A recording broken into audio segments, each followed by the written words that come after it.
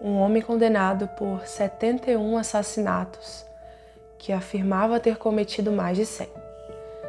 Um homem que matou dentro de presídios, algemado, no meio de um refeitório lotado de guardas. Um homem que décadas depois se tornaria youtuber, cristão evangélico, jardineiro de escola, antes de ser executado a tiros e degolado na porta da casa de um parente. Este não é um personagem de ficção. Esta é a história de Pedro Rodrigues Filho, o Pedrinho Matador. E hoje não vamos só contar o que ele fez. Vamos entender por que ele conseguiu fazer por tanto tempo sem nunca demonstrar remorso pela maioria de suas vítimas. Eu sou a Amanda Aguiar, eu sou psicóloga clínica e este é o Traços Ocultos. Pedro nasceu em 29 de outubro de 1954, numa fazenda em Santa Rita do Sapucaí, no sul de Minas Gerais. Antes mesmo de nascer, já era vítima de violência. Durante uma briga, o pai, também chamado Pedro Rodrigues, agrediu a mãe grávida e o feto sofreu um traumatismo craniano, ainda no útero. A infância que se seguiu foi marcada por espancamentos constantes. Pedro cresceu observando o pai como uma figura violenta e imprevisível. O tipo de ambiente que a literatura em psicologia do desenvolvimento associa a padrões de apego desorganizado e a normalização precoce da agressão como ferramenta de resolução de conflitos. Ele próprio relatou que por volta dos 13 anos sentiu pela primeira vez o impulso de matar após uma briga com um primo mais velho. Não chegou a agir naquele momento, mas o gatilho emocional já estava registrado. Aos 14 anos, veio o primeiro assassinato, confirmado pela maioria das fontes. Pedro matou o vice-prefeito de sua cidade, que havia demitido o pai sob a acusação de furto. E pouco depois, matou também o vigia, que ele acreditava ser o verdadeiro responsável pelo furto. Ele usou a espingarda do avô nos dois casos. Vale destacar também que em algumas entrevistas posteriores, o Pedro alegou mortes ainda mais precoces.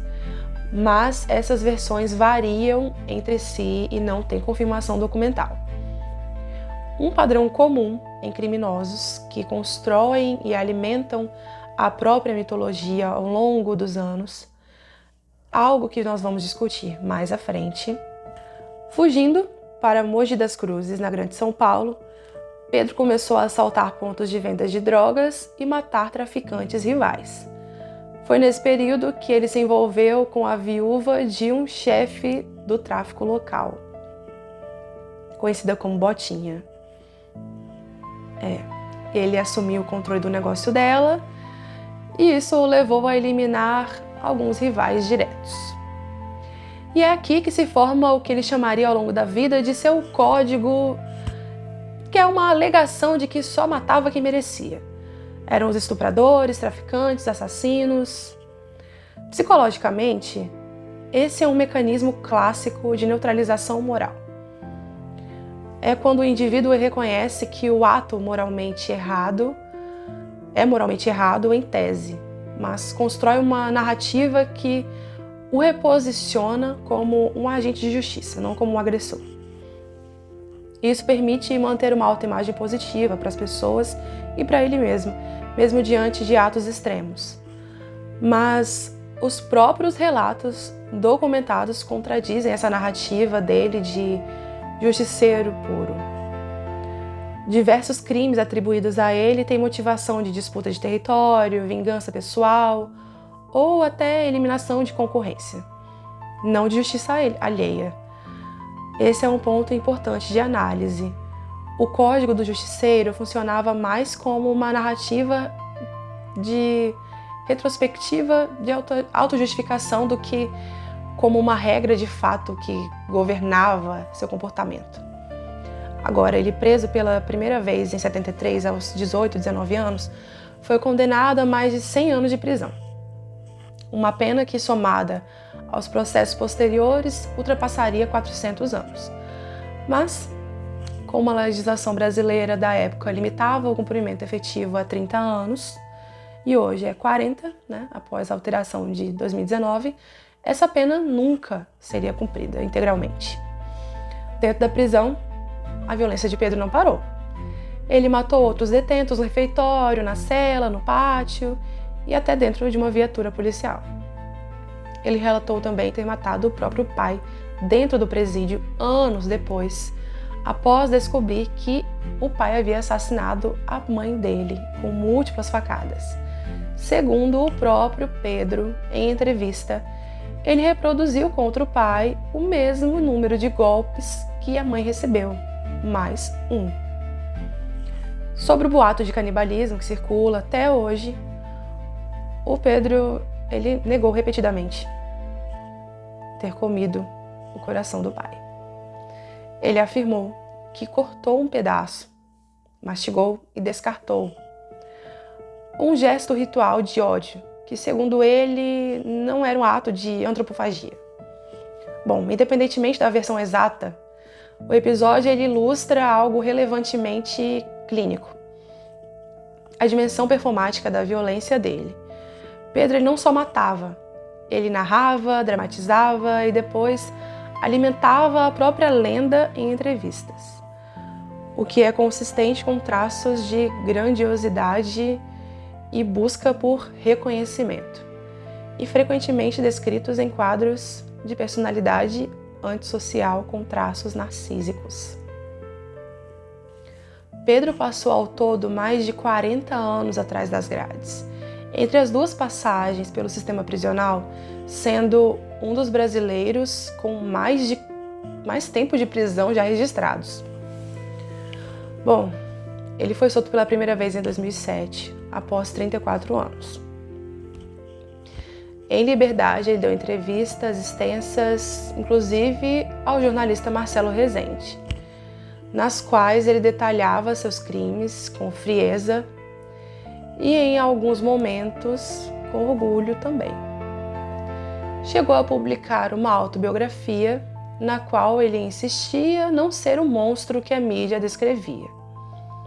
Em 2011, foi preso novamente, agora por incitação a um motim e cárcere privado por fatos ocorridos ainda durante o período anterior de reclusão. Saiu então definitivamente em 2018 por bom comportamento. É nesse segundo período de liberdade que a história de Pedro dá uma virada notável no ponto de vista psicológico. Ele se declarou publicamente reformado, tornou-se cristão evangélico, foi batizado publicamente, trabalhou como jardineiro numa escola estadual em Mogi das Cruzes, foi ressocializado, segundo relatos, e, pela intervenção da irmã dele, uma das irmãs dele, e criou um canal no YouTube chamado Pedrinho Ex-Matador, no qual ele comentava crimes atuais e dizia orientar os jovens a não seguirem o caminho que ele seguiu. Então, como que a gente interpreta essa conversão? Não é possível a gente interpretar à distância. Sem uma avaliação clínica direta, não tem como afirmar se houve uma mudança genuína de estrutura de personalidade, uma adaptação estratégica a um novo contexto social, ou uma combinação dos dois. O que os relatos de pessoas próximas a ele, como a diretora da escola onde ele trabalhou e a sua irmã, esses relatos sugerem que é um comportamento consistentemente contido e não violento. Nesse período é digno de nota, mas não permite um diagnóstico à distância. Bom, em 5 de março de 2023, aos 68 anos, Pedro foi executado na rua José Rodrigues da Costa, no Jardim Náutico, em Mogi das Cruzes, em frente à casa de um familiar. Segundo testemunhas e a apuração policial também, 2 ou 3 homens saíram de um veículo e efetuaram diversos disparos. Ele foi atingido cerca de 6 vezes e um dos agressores completou o ataque degolando com uma faca de cozinha. Relatos de testemunhas indicam que, no momento do ataque, ele carregava uma criança no colo. A criança não foi ferida. Até hoje, anos depois, ninguém foi formalmente condenado pelo crime. A hipótese mais discutida por investigadores, enfim, é a de execução encomendada, possivelmente ligada à vingança de familiares de vítimas antigas ou a acertos de contas de submundos do crime. Mas segue sem confirmação oficial definitiva.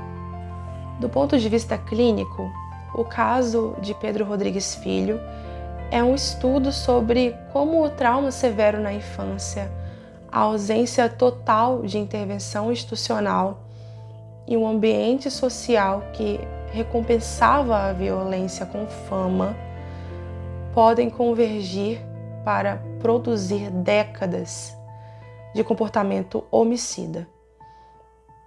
Mas seria totalmente simplista reduzir tudo a ele como um produto do trauma. Milhares de pessoas crescem em contextos de violência doméstica extrema, sem nunca cometer um único homicídio.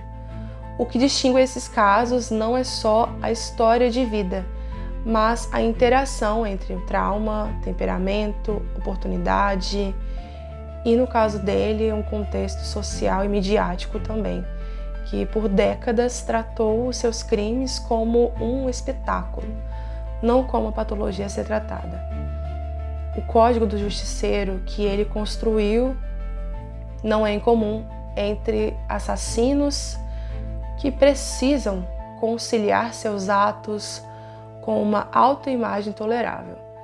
É a mesma lógica em escala diferente que aparece em outros casos que nós vamos analisar aqui no canal.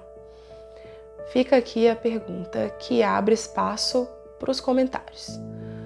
Pedro Rodrigues Filho, ele foi um produto de um estado ausente ou um estado ausente foi só o palco onde uma patologia pré-existente encontrou espaço para se expressar sem limites? Se esse caso te fez pensar em um outro caso que merece essa mesma análise, deixa aqui nos comentários, por favor.